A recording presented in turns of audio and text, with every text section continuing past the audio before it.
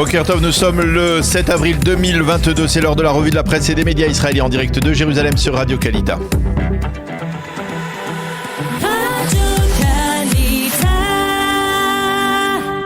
Jérusalem. Et oui, à Jérusalem, nous retrouvons notre correspondant Daniel Haïk. Et pas de surprise ce matin, Daniel, tous les quotidiens israéliens consacrent leurs manchettes et de nombreux titres à la crise politique qui a rebondi avec la démission d'Idit Silman. Effectivement, Ilana, secousse politique, Israël est plus proche que jamais de nouvelles élections au bord de l'éclatement. Ce sont les titres et sous-titres qui figurent en première page du Yediot Aharonot ce matin avec des photos des principaux acteurs du drame politique qui a éclaté hier matin. Idit Silman, la députée par laquelle le scandale est arrivé, mais aussi Naftali Bennett et Binyamin Netanyahou. Le Israël Hayom, lui, titre, selon les estimations dans la classe politique, les élections pour la 25e Knesset auront lieu en septembre prochain. Le compte à rebours a déjà commencé. Le quotidien gratuit, révèle les exigences formulées hier par les députés Yamina. Leur leader Naftali Bennett: nous réclamons un blitz de législation nationaliste. Et Bennett de leur rappeler: l'alternative est un nouveau chaos politique. Et puis un second titre intéressant dans le Israël Hayom, Aryeh Deri, le leader de Shas, affirme: pour former un gouvernement, je suis prêt à pardonner à Lieberman. Le site N-News nous livre en page d'ouverture tout ce qu'il faut savoir sur le tremblement de terre politique et il nous livre également les trois principaux cas de figure. Un 61e député qui rejoindrait l'actuelle opposition de droite, qui provoquerait donc un vote de dissolution du Parlement israélien. Poursuite de l'actuel gouvernement avec une parité 60-60 et l'impossibilité pour le gouvernement de voter de nouvelles lois. Et enfin, formation d'un gouvernement alternatif à condition que le Likoud trouve 7 députés qui soient prêts à voter en faveur d'une telle démarche. Les quotidiens comme les sites d'information ont publié hier par ailleurs la réaction de Naftali Bennett à cette crise politique. Oui, le Premier ministre a consacré une partie importante de sa journée à dialoguer avec les élus de son parti. Ceux-ci lui ont fait part de leur profond mécontentement. Bennett a tenté de persuader les députés Nir Orbach et Abir Karé de ne pas quitter la coalition gouvernementale. Il a publié à l'issue de ces consultations un communiqué dans lequel il fait référence à la démission de Silman. Elle a subi d'énormes pressions et de violences verbales de la part des proches de Bibi et de Smotrich, a affirmé le Premier ministre. Son mari, ses enfants également, et finalement elle a craqué. Mais malgré ce départ, Bennett a choisi d'être optimiste. Nous devons nous efforcer de stabiliser la coalition et le parti. J'ai parlé avec les chefs des formations de la coalition. Tous veulent que le gouvernement se maintienne. Nous travaillons pour le bien du pays avec 8% de croissance économique. Nous luttons contre la délinquance dans le secteur arabe. Nous sommes actifs dans le nucléaire iranien et contre le Hamas. Face à ces propos, Binyamin Netanyahou, hier devant des milliers de supporters de la droite rassemblés à Jérusalem, a appelé les députés Yamina, je cite, à revenir à la maison. Et le Maariv, lui, nous livre dans sa page d'ouverture les résultats des sondages politiques qui ont été diffusés hier soir sur les principales chaînes de télévision.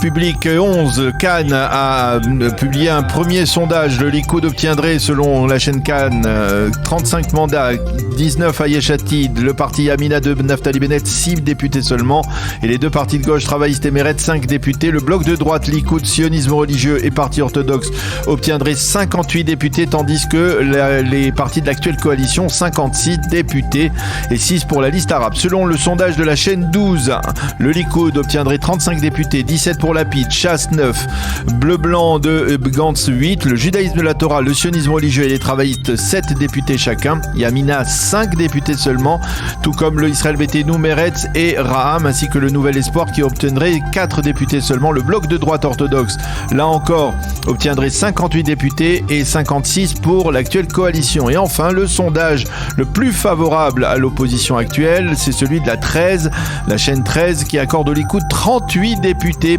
loin devant Yesh Atid avec 17, Bleu-Blanc de Gantz avec 9 députés, sionisme religieux 8, Yamina 7, tout comme Chasse et judaïsme de la Torah, Lieberman 6, Meretz 5, Raham 4 et le Nouvel Espoir qui ne passe pas le seuil d'éligibilité. Dans ce cas de figure optimal, eh bien la droite et les orthodoxes atteignent les 60 députés contre 54 pour les partis de l'actuelle coalition.